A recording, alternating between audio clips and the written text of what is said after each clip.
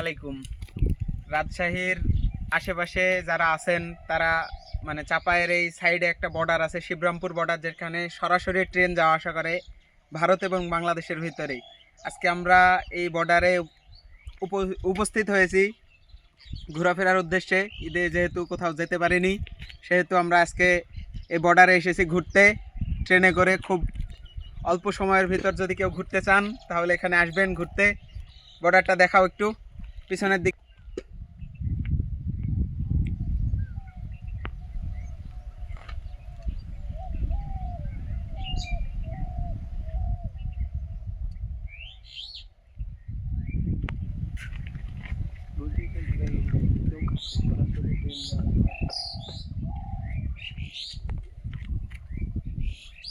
আপনারা যদি ঘুরতে চান খুব অল্প সময়ে তাহলে এখানে এই সোজায় আসবেন।